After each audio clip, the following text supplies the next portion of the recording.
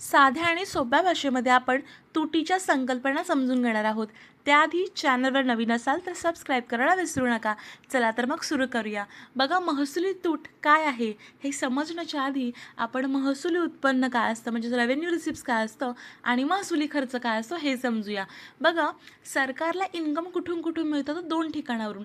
एक आहे टॅक्स आणि दुसरा आहे नॉन टॅक्स.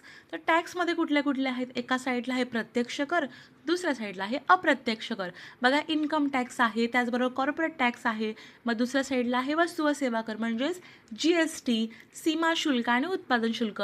या सगळ्यामधून येणारे इन्कम जे आहे ते सरकारचं रेव्हेन्यू म्हणजे इन्कम महसूल असतं.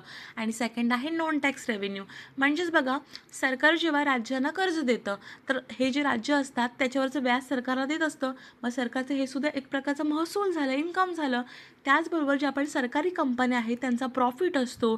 त्याचबरोबर जो पासपोर्ट असेल किंवा कोर्टाचे काही फीज असेल, रस्त्यावरचा टोल वगैरे असेल, तर या सगळ्याचं जे पैसे जातात ते सरकारला जातात. मग हे सुद्धा सरकारचं उत्पन्नच आहे. आणि आंतरराष्ट्रीय स्तरावर ज्या काही संस्था आहेत त्या देशाला काय देत असतात, देणगी किंवा सबसिडीज देत असतात ना, ते सुद्धा इन्कममध्ये येतं. मग हे सगळं जे आहे त्यालाच आपण काय म्हणतो, सरकारचं उत्पन्न म्हणजेच महसुली उत्पन्न.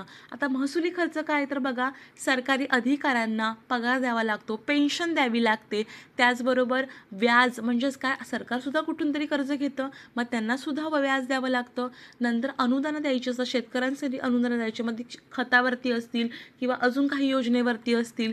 नंतर संरक्षण सेवांवरील खर्च म्हणजे कधी कधी हेलिकॉप्टर घ्यावा लागतो, नवीन मिसाईल्स घ्यावे लागतात, डिफेन्सच्या सेफ्टीसाठी बरेचसारखे खर्च करावे लागतात.